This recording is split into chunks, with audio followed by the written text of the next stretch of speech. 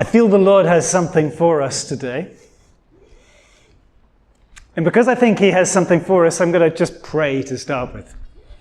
That would sound good. Father, I pray that you give me words that are your words for us today.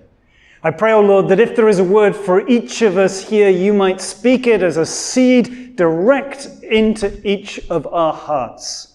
I pray that you would use this time for your glory. Amen. Amen. Brothers, I first of all just want to say it's a pleasure to be here. And I want to just draw a connection I feel I have with each of the three men making lifelong commitments. Phil, fellow European, covers it. A Protestant, fellow Protestant. My first trainee. He was, I think Q and he conspired though, because Phil, it's my experience, Phil, you probably disagree, but I felt he was a trainee. Do you know, he was training me and training trainees. We struggled to find challenges and difficulties. In fact, I think that Q and he conspired and said, Q said to Phil at some point, bring some difficulties, he needs something to work with. He was the first, and I'm afraid, brothers, the last auto trainee.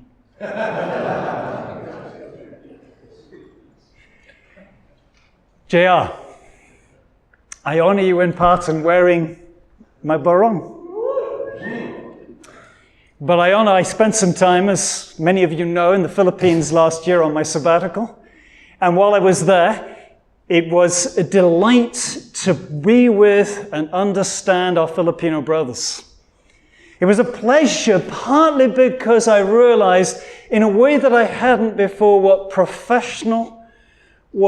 powerful men in the Lord we have in the Philippines. Do you know, brothers from the Philippines, sometimes when you come here, we just know you as just wonderful guys, which you are. But when I saw you in Manila, and I saw you in the Philippines, I saw men wholeheartedly given over to God as professional, in the best sense of that word, missionaries for the Lord. I honor you. I also wear this dress today, not just to make a link with the Filipinos in this room, but also to say that what we're doing and what these brothers are doing in this commitment today transcends nationality. And I may have a British passport, and who knows what that'll be soon. I may have a British passport, but fundamentally, we're citizens of heaven. And my brothers here, as you choose, in a more profound way, in some sense, when you choose to live wholeheartedly the life of the servants of the word for Christ, you're choosing again for being what you are ultimately and are today, a citizen of heaven. We're an international brotherhood, but we're international that we might be the brotherhood or a brotherhood or part of the glory of heaven to come.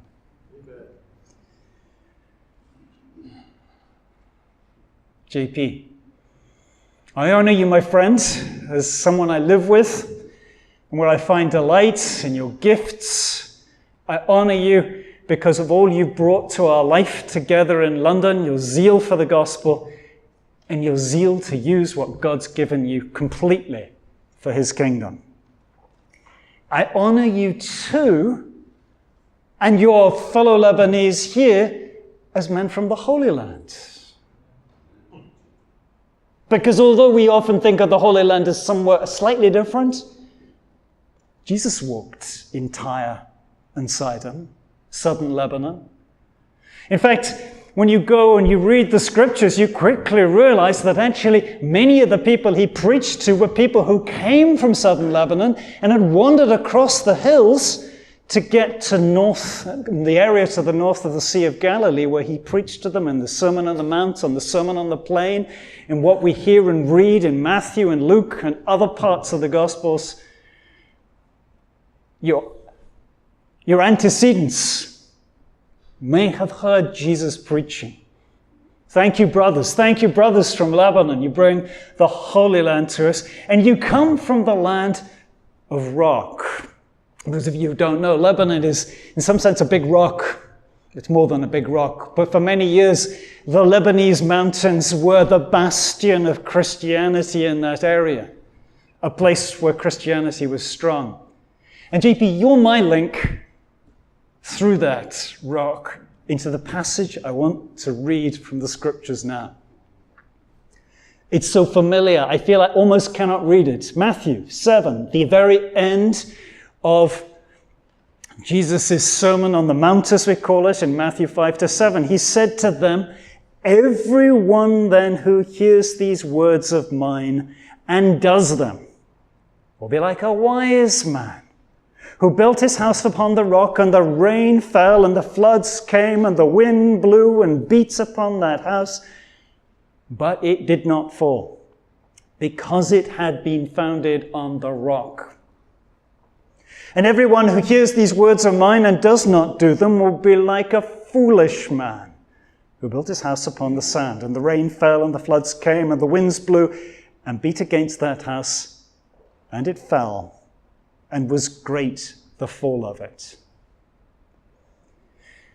This passage comes right at the end of the Sermon on the Mount. In some sense, it's Christ's conclusion.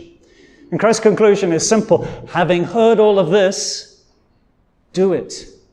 Don't just listen to it. Make it your life and transform your life. In Luke's Gospel, where the same parable comes up, it's in a similar position to what sometimes people call the Sermon on the Plain. It's a conclusion. Do it. Live it out. Make it yours, says Christ indirectly. We know the obvious interpretation, the rock, the place which is Christ, where we land and we stay, the sand, the place we shouldn't be. So we're supposed to build our house on the rock, not the sand. But let me argue it's not quite as obvious as that. It is that, for sure. But at least if you're going to build a house on a rock, if it's very obvious the rock, then why wouldn't everybody build on the rock? But the reality was, you saw sand. In fact, you can go, and some people speculate that the alluvial sands that come at the base where the Jordan hits the Sea of Galilee are possibly what Jesus had in mind. They cover the ground, and if you're to build a house, you need to remove the sand. In fact, if you go into Luke's version of this parable, what he says is you have to dig. You have to dig to make the foundations. You're not just putting them straight on rock, you're digging down, and the implication is through the sand until you have rock and a firm foundation. Takes work to build a foundation. It takes faith to build that foundation.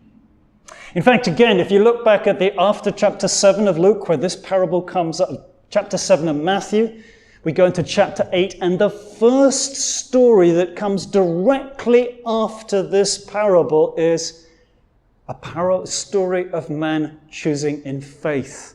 First one is of a leper who comes to Jesus and he says, "If you will, you can make me clean." And Jesus says, "I will. Be clean." The second story is of a centurion who, speaking, comes to Christ and argues that Christ does not need to come and visit his servant in person to heal him, because he sees that Christ has authority, and he says, "Only say the word and my servant will be healed." And he was. The same in Luke. After the Luke passage, we have exactly that centurion passage again, linking faith with our decision to follow after Christ and do his teaching. To live on a rock takes faith, takes work, because you've got to dig, but it takes faith to stay there. A faith which means you've got to hold on and not lose the journey. Or my journey. 1993, end of 93. I remember I was in East London. I was working out in East London at that time on a business job. It was miserable. It was raining. It was dark. I was going through some challenges. I was in my last year before I made the decision for a lifelong commitment. And I said to the Lord, Lord, why am I experiencing so much of this junk? And the Lord said to me, give it to me. Give it all to me. Give it all to me, and I will be yours. In some sense, it was like a sacrifice. It's strange to say it, but it was almost like I gave over all, why would one hold on to the rubbish, the things that were bugging me, to the Lord. And the Lord came, and I experienced deep joy. That same academic year, when I made my decision, the Lord said to me at the end, he did not give me writing in the clouds, he simply said, your choice, you choose. And I made the decision, as these brothers have, to give my life wholeheartedly to him in the context of the servants of the word.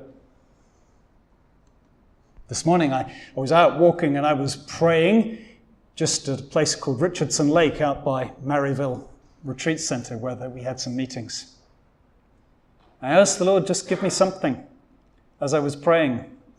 And at that moment, I saw this red rock, little rock. It's down there, I didn't bring it, doesn't matter, you wouldn't see it. Little red rock on the ground. And instantly that took me back to where I was, and the Lord had done exactly the same thing to me in the process of my discernment. A red rock, a sign of blood, a sign of sacrifice. Because brothers, when we're making this choice of faith, when we're making this choice to follow and give everything to Christ, we're putting it all on the line. We don't know where it's going to go. We don't know what we're going. We're still, and the parable tells us that, what does it say? It says, rain and floods and wind came. And the house stood. But rain and floods and wind came. And they're not nice. Get to my commitments. August 1994. This is one of the hardest, maybe the hardest spiritual warfare I've ever experienced. I was sitting like JP is just over there, waiting to be called up by Steve to come and make my commitment. I was number 5 on the list of 5. Everybody went through. There's Luisma, who's in the room. There was Dan Rinke, who's in the room, and a couple of others. And I suddenly had the most clear word in my mind I've ever experienced a spiritual attack. Andy, you've made a mistake. Go and tell your elder, Mike Shaughnessy at the time, you've made a mistake. Go and tell Mike you're not going to do it. You're going to pull out at this time. Please, go ahead, go ahead, go ahead. It was so real that when I came up and actually I spoke the words of commitment to Steve that day in 1994, some of the brothers said to me afterwards, why did you say it so loudly? Because I was rebuking Satan. Brothers, our life together here is a walk of faith where we're constantly choosing to grasp hold of it and again say, I am going to live this with all my heart and all my soul and with all my mind for God's sake, and He will be enough for me. I choose for you, Lord.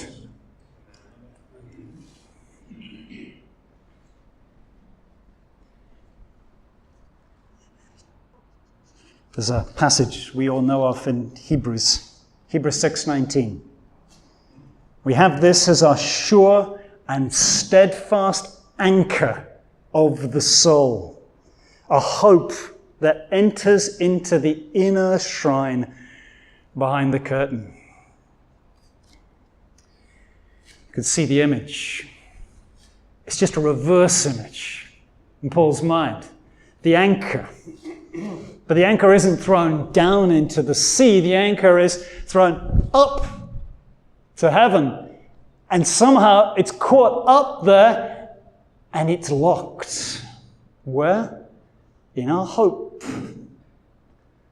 All that God has promised us, all that we know is true, all that we've given our life for, in some sense fulfilled in that ultimate destiny of heaven that we will only know when the Lord brings us to that point.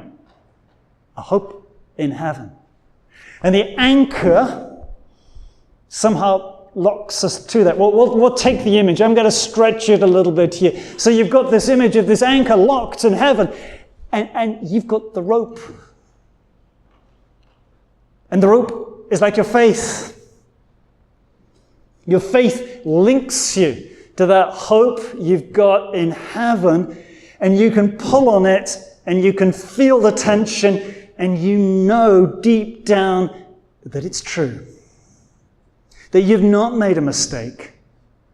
That actually everything you're choosing for and we have chosen for and we will recommit ourselves to, those who make the recommitment as lifelong brothers today and those who are making it for the first time, is true.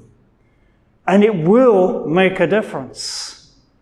Whether the rains and the flood and the wind keep coming or not, God will use what you have dropped into the ground as your offering and sacrifice of your life for his glory.